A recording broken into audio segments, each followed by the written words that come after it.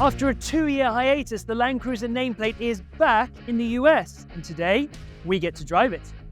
The Land Cruiser's reputation is that of an extremely capable off-roader, utterly bulletproof and effortlessly cool. So, how does this new one stack up? Well, first, it's worth noting that over the years, the Land Cruiser evolved to become packed with premium features, though that did contribute to the Land Cruiser getting somewhat bulky.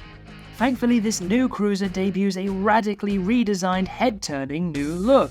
It's still full of impressive technology, the latest off-road features, and that balanced blend of performance and efficiency that you would expect from a Toyota. But it looks like a Land Cruiser again.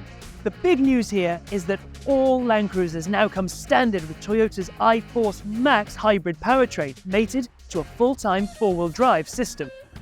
This premium hybrid powertrain produces 326 horsepower and 465 pound-feet of torque, with an electric motor in the bell housing between the 2.4-litre turbocharged engine and the 8-speed automatic transmission. This is the Land Cruiser 1958, aka the base model. However, cool retro touches such as the round LED headlights, heated fabric seats, and iconic Toyota Heritage grille all nod the Land Cruiser's storied history in North America and make the 1958 look anything but basic. Despite the name, the 1958 isn't old on the inside.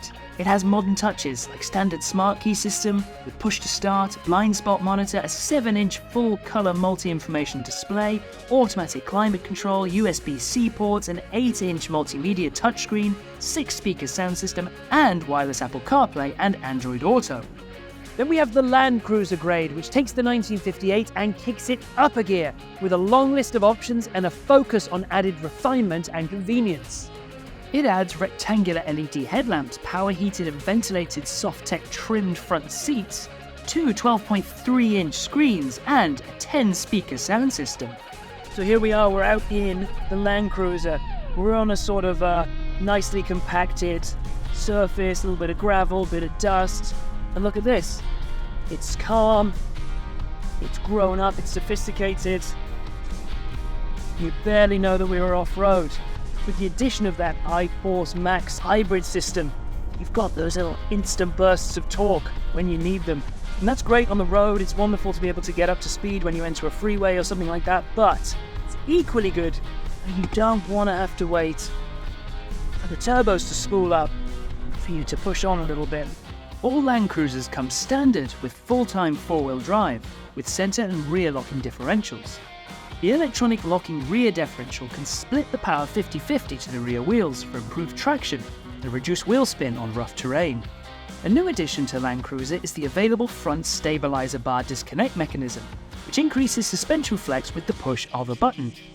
With the front stabilizer bar disconnected, articulation increases significantly, helping the front tyres to stay in contact with the ground. I love the low belt line in here. Even though I've got this pretty big screen here, I've got great visibility. I said the same of the Lexus GX, but I love this two-bulge hood design. I love that I've got these bulges that kind of show me where the corners of the car are. Multi-Terrain Select, which is now functional in both four-wheel drive high and four-wheel drive low, offers adjustable settings to help control wheel spin on a variety of terrains such as mud, dirt and sand.